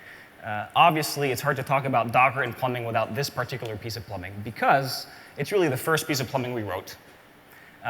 Really early on, to build a runtime, we had to just get in there and start hitting the low-level APIs of Linux, et cetera. And at this point, we have some pretty badass code that pretty much interacts with every aspect of Linux that has to do with containers, and that's at least 10 different APIs. And it's interesting because a lot of people know Docker first and foremost because of that piece of plumbing, because it's the first thing useful that Docker did. Right? It's the first tool we built. And because it's so famous, and because it's been around for so long, it's been really battle-tested and hardened, and so it's reached a point where a lot of people could use it outside of the developer toolkit. A lot of plumbers come to us and say, hey, that piece over there, are you doing anything with it? Because I got a system to build over here. I don't really need your developer toolbox. I'm not trying to build a distributed application. I'm trying to help my developers over there build theirs. So, can you help me out? And so far we've said, well, not really, because it's really tightly integrated into the toolbox. It's the first thing we wrote. There's some technical debt in there. There's just a lot of refactoring. It's a lot of work. So maybe later. And now things are different. Right? Now we said there's this thing called the Docker Plumbing Project. It's a priority to refactor the code and to actually spin out the plumbing. And if it's a lot of work, it's a lot of refactoring, so be it, because it's going to be good for the platform too. And it's interesting because in digging we realized container code actually is 5% of the platform today. And we thought it was going to be a lot more. So that gives you a sense perhaps of how much the toolbox has grown and how many different things it does, right? Docker does way more than containers today, right? People orchestrate VMs with Docker, right? People orchestrate networks with Docker. So for Docker, containers are just plumbing.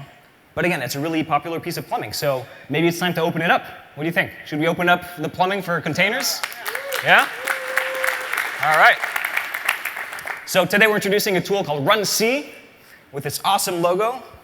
And it's a universal runtime for OS containers. It's very lightweight, and it's basically all of the code we ever wrote to manage OS containers separated into a small, lightweight command line tool with a lot of really interesting properties. And you can go check it out now at runc.io. And here's what it does. It's all the code from libcontainer plus a lot more. It's basically everything you need to run containers on the low-level system and nothing else, right? So it's all the code that's been battle-tested and none of the rest of the platform. There's no dependency on the rest of the Docker platform at all. And it supports all of the features for containers on Linux. It supports cgroups, namespaces, capability dropping. It supports a few things that we haven't yet integrated into Docker itself. It supports seccomp filtering. It supports user namespaces. And it supports live migration using Creu, thanks to the awesome people at Parallels. So you can move runc containers from one point of the world to another, and it just works. It's pretty awesome. Another thing it supports is all of the ongoing work for more architectures. So we have a really productive partnership with Microsoft. And Microsoft has been working to support containers in their next version of Windows Server. And all of that work is now going to be contributed straight into runc, which means runc will be the first container runtime to support both Linux and Windows natively. Yeah. We also have a lot of work going on with the hardware community, and in particular, the ARM community is really hard at work building first-class support for ARM architectures, and that's all going in runc too. 32-bit x86, obviously, and all the really cool advanced features that you can get in modern hardware, DPDK, all sorts of cool networking features, security features, all of that is going to make its way straight into runc, and then Docker will build on top of runc. So we're not holding anything back here. It's all there. And it's available today. You can use it right now in production. It works in production. So that's runc. All right.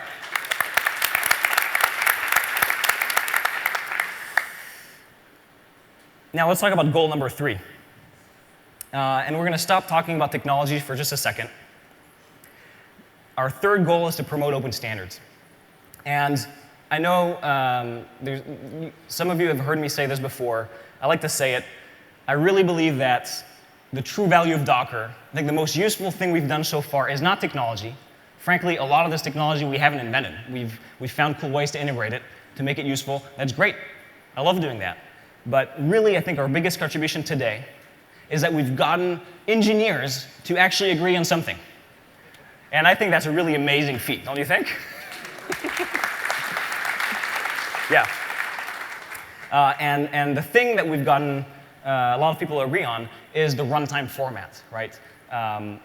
Chances are, if you're running a container in production, in development, anywhere, probably that container is running with code written by the Docker team, using a format defined by the Docker team. And that has a lot of great properties, right? Because now, instead of arguing over the shape and size of the box, well, we can actually focus on building interesting things on top of that, right? No one really actually cares what the shape of the box is. Pretty much any shape will do. Again, the value is in agreeing. And from the very beginning of Docker, we've used this metaphor of the shipping container. And it's neat because shipping containers, Linux containers, But the real metaphor there is it's about what you can achieve by agreeing on something other than technology, right? There's something in the way shipping containers work, right? It powers all of worldwide commerce. It enables incredible automation, incredible cost savings. It brings goods from across the world in no time. That is not due to any particular innovation. It's just due to people agreeing on the size and shape of the damn box. And that's why we use shipping containers all over the place, to remind ourselves of that. So we think it's really important. And so over the last year, say, it's become really clear that this format that we've used, this intermediary format for running containers, basically what runc does, is a de facto standard. And we've come to that conclusion not because we're telling ourselves that, because a lot of you are telling us that. Hey, you guys have a de facto standard on your hands. Oh, OK, that's cool. Oh, no, but we don't mean that in a good way. We mean you got to take responsibility for it. OK. Let's take responsibility for the standard. So what can we do? Well, you got to make your de facto standard a proper standard. All right? What's a proper standard? A proper standard involves several things. First, you need a formal specification, right? It needs to be possible for anyone to find a document and write their own implementation of this format and have it be interoperable with other implementations. If you don't have that, you don't have a proper standard. It can't be just a snapshot of whatever the code does, right? That's not enough. OK. So that sounds reasonable. Sounds reasonable to you?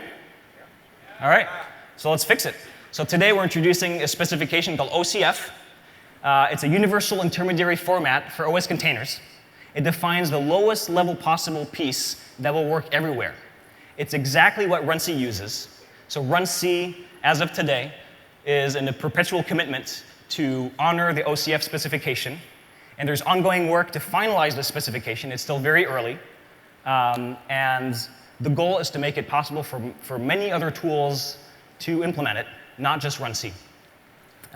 And we think that format is going to be extremely useful, not just for runtimes, but for all sorts of other tools that can interact with the final representation of the container just before it's run, right? The thing that's actually runnable. For those of you who know what ELF is, think of the ELF spec for a rough comparison, right? Everything you need to run it, but also to inspect it, to run static analysis on it for security, to optimize it, to combine elements from multiple objects, et cetera. All of that is going to be defined in the format, along with other neat things like security profiles, right? We're going to actually define a commonly accepted way to describe how secure and how many privileges this container needs. All sorts of neat stuff like that. And of course, it's going to support all OSs and all hardware architectures, because that's why it's useful in the first place. So that's OCF. All right, so problem solved, right? We got a formal specification. It's a proper standard. Hooray! Victory. But wait. That specification needs to have independent governance. It can't just be controlled by Docker, right? Because what if you guys go out of business, or you decide that you're not interested in a standard anymore, or whatever, right? If it's got to be a proper standard, you need some sort of a long-term guarantee that it's going to be out there and protected, and it's not going to change for whatever reason. And that sounds reasonable, too. So we asked around, we asked for help. We've never done that. And today we're very excited to announce the Open Container Project. We've partnered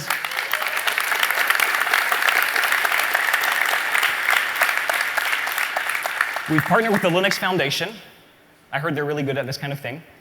And they're helping us set up the right structure to have a governance model that works, that is independent, but is also lightweight, and doesn't actually get in the way of the engineers doing their work. And that's something I personally really always loved about Linux.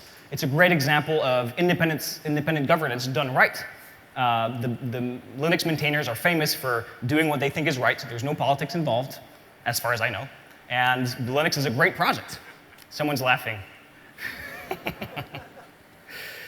All right, so that's the Open Container Project. And of course, we're donating the specification, the OCF specification, to that project. And going forward, all maintainers, all engineers and designers involved in the process will be doing that under the umbrella of the Open Container Project and not of Docker Inc. And of course, we'll be contributing to that like anyone else who wants to contribute to it. And it's live now. I forgot to put the link, but it's opencontainers.org, or should be live shortly. So problem solved. We've got a proper standard. Oh, wait, no. We need a reference implementation that is not actually controlled by a company who can later change it or do weird things, right? OK, so we got runc. It's reference implementation, but it's controlled by Docker. That could be a problem.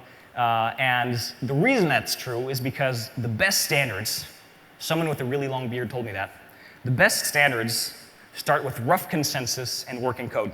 And that's a principle that's inherited from the golden days of defining the internet itself. And we've talked a lot about the internet today. Well, let's take our model from the internet. The TCP/IP stack 1, right? It defined a standard because there was working code and engineers agreed, and then that was specified. So that reference implementation is very important. And so we thought, OK, well, that sounds reasonable as well. So let's just donate all of runc to the project. Why not? Let's just give it all. And as of today, runc is no longer a Docker Inc. project. It's an open container project. It's completely under the governance of this foundation, following the principles of Linux. So that's point number 3.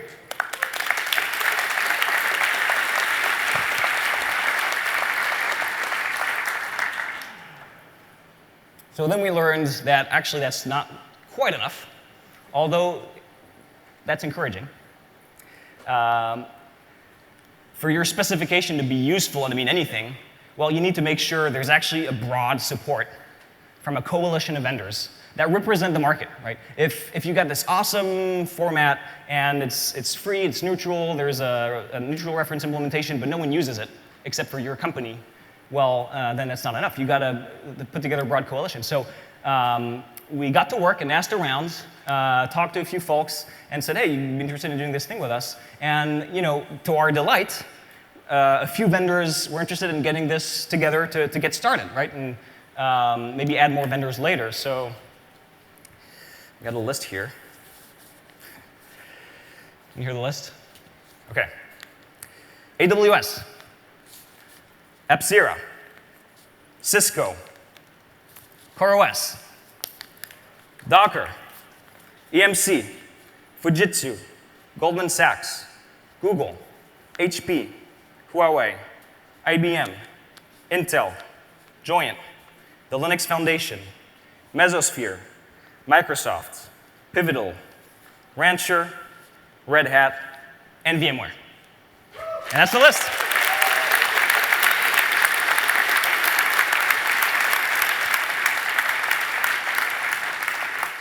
So that was more people than we thought would be the starting group, but we all just got excited and carried away. So obviously this is a starting point.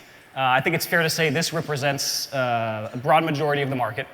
But there's a lot of other people interested, and actually I know some of them were trying to get in there and couldn't get past legal quite in time, but this is only the beginning, right? This is an open door to anyone who wants to participate in this project. The whole point is to get everyone around the table and make sure we define the best possible standard, a standard that doesn't get in the way, but actually helps everyone implement the best possible tools, right? So we're very excited about that. And there's one more requirement that we heard pretty loud and clear. And the requirement was basically, hey, listen to people around you, listen to what people are doing. If there's a good idea out there, maybe it won't come from you, and you should listen, because guess what? You're not the only people who know something about standards. Some of us have been doing this for a long time. We have ideas. Let's talk. And so, that really resonated. and we want to make sure we got that right. And there's one initiative out there that was the first really to put a concrete proposal to start the dialogue. And actually, it was a lot of the same people in the Docker community, because all the container people know each other. And I'm talking about a project called AppC. And so today I'm really excited to announce that all the founding members of AppC, the maintainers of the AppC project, are joining the Open Container Project as founding members. And we're all going to work together to define the best possible standards and help everyone just build awesome tools on top of it. So AppC maintainers, welcome to the Open Container Project.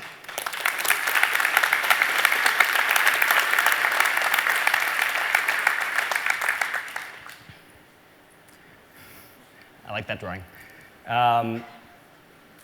The reason there's this drawing here is because there's one thing in particular that I like, and that's the build cool stuff for developers.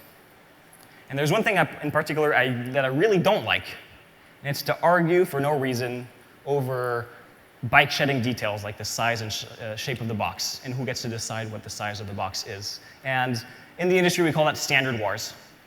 And standard wars are an ugly, terrible thing. They're both terrible and boring at the same time, if it's possible.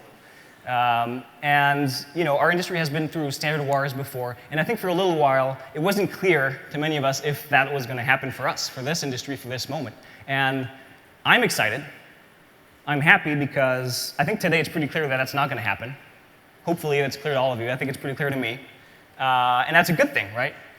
And there's one person in particular that is responsible for that to a large degree. And I want to thank today that person for being open-minded enough and forward-thinking enough to help us unite the industry and set everything on the right path. And that person is Alex Pauli from CoreOS. Alex is in the house right here. Big round of applause for Alex. All right, thanks, man. That's the drawing. So much love. So much excitement. All right, so we talked a lot, and I know everyone here is eager to get going on their sessions. I want to summarize what we talked about here today. We just talked about promoting open standards and how that's really the foundation of everything else. Right? If you don't have open standards, then you can only build so much plumbing. And you need to build the plumbing, because that's the foundation of this entire software infrastructure that underpins distributed applications. So we talked about building better plumbing on top of those standards. And then before that, we talked about reinventing the programmer toolbox, taking advantage of this plumbing to give developers the most awesome possible experience in building completely new kinds of applications. Right? So we've talked about these three things. But early on, I said there would be 4 goals. And the 4th goal on top of that is to help organizations solve their problems in unique ways, leveraging this stack, right? Leveraging distributed applications, leveraging what you can do with the internet and what you can do with making the internet programmable. Right? The developer toolbox is what makes individual programmers creative and innovative and awesome. Right? But on top of that, you need solutions, you need products to help businesses, startups, enterprises, ONGs, governments, anyone with a team of more than one programmer trying to solve a real-world problem. You need products for that.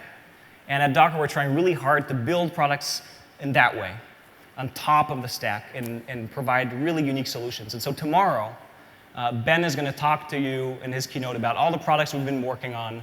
He's going to talk about real-world users and how they're solving real-world problems today using these solutions. And really, that is a whole part of the stack. And if you add up these 4 things, well, that's the Docker stack today. And like I said in the beginning, everything you're going to hear about today, tomorrow, or at any point about Docker should be connected to one of these things.